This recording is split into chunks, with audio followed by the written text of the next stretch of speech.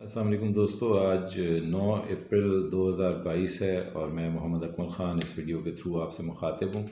जिस वक्त मैं आपसे बात कर रहा हूँ इस वक्त कौमी असम्बली का वो मुतनाज़ा सेशन जो है एक हंगामे से भरपूर सेशन शुरू होने जा रहा है, जिसमें अदम एतमाद पर वोटिंग के लिए सुप्रीम कोर्ट ने डायरेक्शन जारी की थी। अब देखना ये है कि वहाँ प्रोसीडिंग्स कैसे चलती हैं, लेकिन इमरान खान साहब ने जो रात को ख़िताब किया उससे बैन सतूर उन्होंने वाज़ेह पैगाम जो दिए हैं, चंद मैं उनके ऊपर बात करूँगा। और ख़ुदा न खास्ता अगर ये सिचुएशन कंट्रोल में नहीं रहती और हुकूमत जो है वो अदम एतमाद पर ज़ाहिर है वोटिंग कराने के लिए किसी सूरत तैयार नहीं है, ये उन्होंने वाज़ेह पैगाम दे दिया। और वो हुकूमत इस तरह एक आइनी हुकूमत को, उनकी आइनी अक्सरियत को अक़लियत में तब्दील किया गया है। ये तयशुदा है कि वो इस तरह हुकूमत किसी के हवाले नहीं करेंगे कि अमरीकी ईमा पर यहाँ पर एक अदम एतमाद का ड्रामा रचाया जाए, लोगों को पैसों से ख़रीदा जाए और दबाव और धमकियों के तहत लोगों को इकट्ठा करके एक भानमती का कुंभा जोड़ के एक हुकूमत बना ली जाए। इस बात पर इमरान खान साहब हरगिज़ तैयार नहीं हैं और उन्हें किसी भी एक्सटेंट तक जाना पड़े, किसी भी हद तक जाना पड़े, वो कतन इस तरह किसी को हुकूमत हवाले नहीं करेंगे। और मौजूदा हालात में जितनी उनकी पेनिट्रेशन है और जितनी आवाम में पजीराई है और उनका बयानिया या नैरेटिव जिस तरह मकबूलियत हासिल कर चुका है, इस वक्त ये मुमकिन नज़र नहीं आता कि कोई क़ुव्वत उनको ज़ोर ज़बरदस्ती ऐवान इक़्तिदार से बाहर कर दे और किसी दूसरे को उसकी जगह पर बिठा दे और फिर ये समझे कि ये हुकूमत चल जाएगी या मुल्क कैसे चल जाएगा। ऐसा मुमकिन नहीं है। तो फिर मुमकिनात क्या हैं? मुमकिनात सिर्फ वही हैं कि इमरान खान साहब ने नहायत डिसेंसी के साथ, नहायत मतानत के साथ जब ये सारी सूरत हाल पैदा हुई तो बहुत बेहतर ऑफ़र कर दी थी कि ठीक है, फिर आवाम फ़ैसला कर लें और हम एक इलेक्शन की तरफ चले जाते हैं, एक शफाफ इलेक्शन की तरफ चले जाते हैं। तो उस बात को सुना नहीं जा रहा। फिर उसके बाद हमारे पास एक मौका आया था, वो सुप्रीम कोर्ट ने जब सो मोटो ले लिया, रूलिंग को अनकॉन्स्टिट्यूशनल डिक्लेयर किया, उस वक़्त एक मौका था कि सबको फेस सेविंग मिल जाती है और अपोजिशन को भी फेस सेविंग मिल जाती है और सुप्रीम कोर्ट रूलिंग को करारदम करार देते हुए साथ के साथ नए इलेक्शन का या नए मैंडेट लेने का कह देती, तो शायद सब लोग खामोश हो जाते। लेकिन कुछ तबके ऐसे हैं, कोई ना कोई बिहाइंड द सीन ऐसा ज़रूर है जो ये चाहता है कि किसी भी हालात कुछ भी हों, किसी तरह की भी सूरत हाल बन जाए, लेकिन जो उसका स्क्रिप्ट है या जो उसकी लाइन है उसी को टो किया जाए और किसी भी तरह अक्टूबर तक, जैसा कि इलेक्शन कमीशन से बयान दिलवाया गया कि अक्टूबर तक यही कोई बंदोबस्त चलता रहे और किसी भी तरह ऐसी भानमती के कुनबे को जो है वो इक़्तिदार दे दिया जाए और ये मामलात आगे बढ़ जाएं। लेकिन इसके शदीद तरीन नुकसानात होने जा रहे हैं, जो मैं आपको इस वीडियो के आखिर में चंद सवालात की सूरत में बताऊंगा कि इसका जो सूरत हाल इवॉल्व हो रही है और जैसे जैसे मामलात आगे की तरफ बढ़ रहे हैं, इसका शदीद नुकसान जो है वो मुल्क को हो सकता है। आज इसी हंगाम जो है वेटरन्स, जो पाकिस्तान आर्मी के रिटायर्ड अफसरान हैं, उनकी एक्स सर्विसमैन जो एक सोसाइटी है,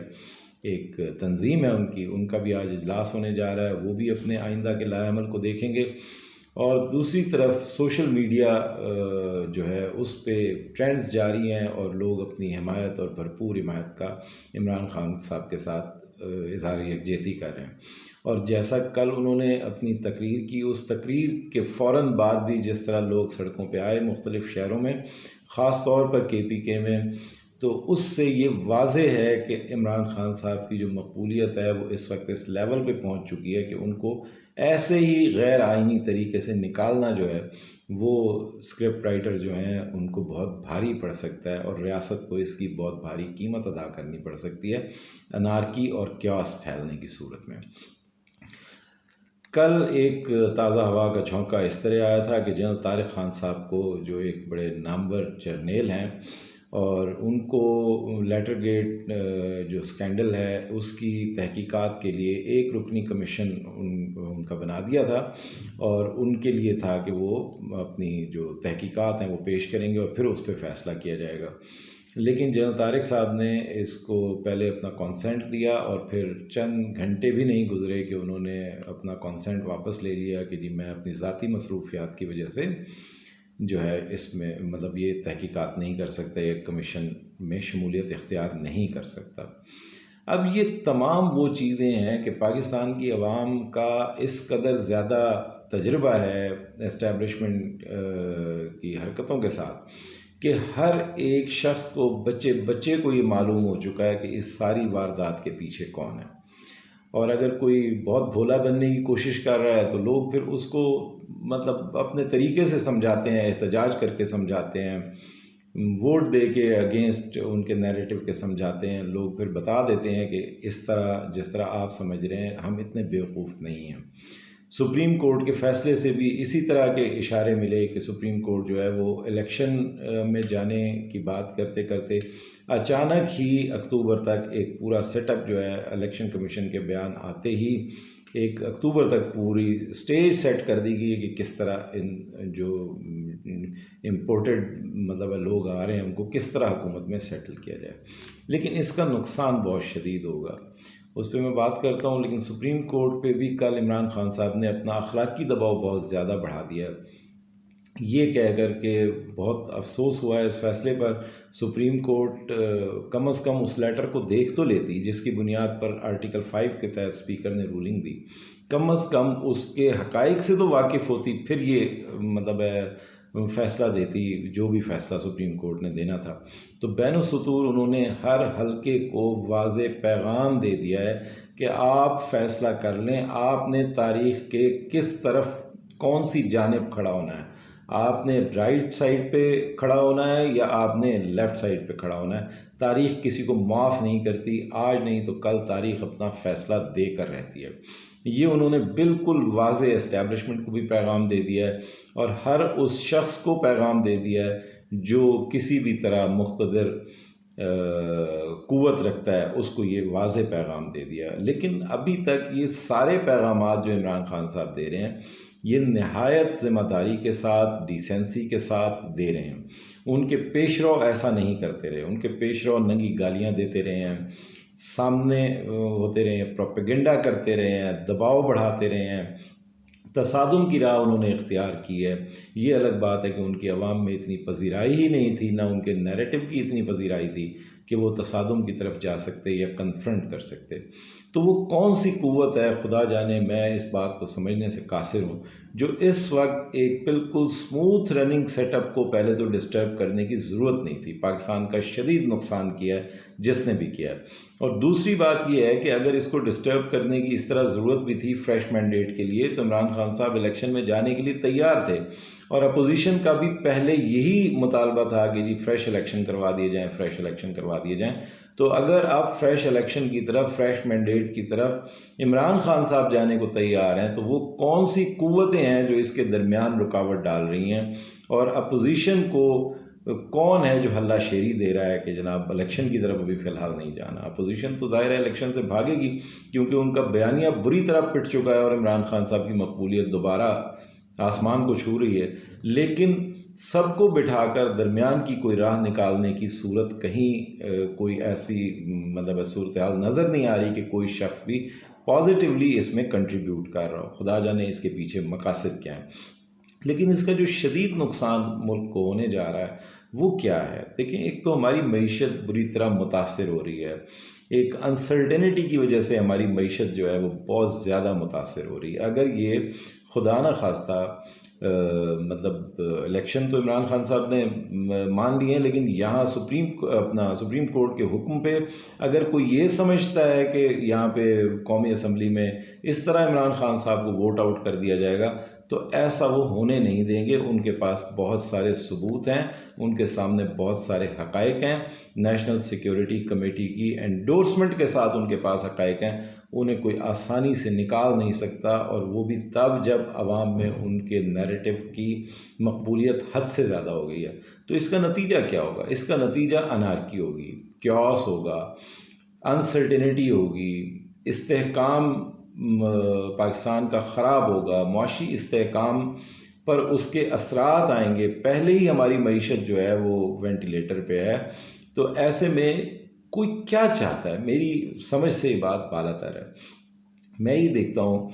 कि इंटरनेशनली हमारी क्रेडिबिलिटी जो है, जिस तरह हम अमेरिका के इस लेटर गेट स्कैंडल में जिस तरह बताया जा रहा है कि अमेरिकी इशारे पर ये सब कुछ हुआ है, और बज़ाहिर नज़र आ रहा है कि ये सब कुछ किसी इशारे पर हुआ है, वरना एक महीने में यहाँ कोई ऐसी उस्ताद नहीं टूटती। और कल एक मज़ीद इशारा दिया गया, यानी आप अंदाज़ा लगाइए KPK में जहाँ तहरीक इंसाफ की 2/3 मेजॉरिटी है, वहाँ पर उस हुकूमत के ख़िलाफ़ भी एक तहरीक अदम एतमाद पेश कर दी गई 2/3 मेजॉरिटी के ख़िलाफ़। लेकिन सिंध में सब रावी जो है वो सुख और चैन लिख रहा है, जहाँ हालात अबतर हैं, जहाँ लोगों को पीने का पानी मैसर नहीं है, जहाँ पर हेपेटाइटिस और एड्स जैसी बीमारियाँ वायरल हो चुकी हैं। कराची के शहरी जिस बुरी तरह सिंध हुकूमत की नाअहलियों को भुगत रहे हैं वो सब के सामने है, लेकिन वहाँ आप गवर्नर राज लगाने की बात भी नहीं कर सकते।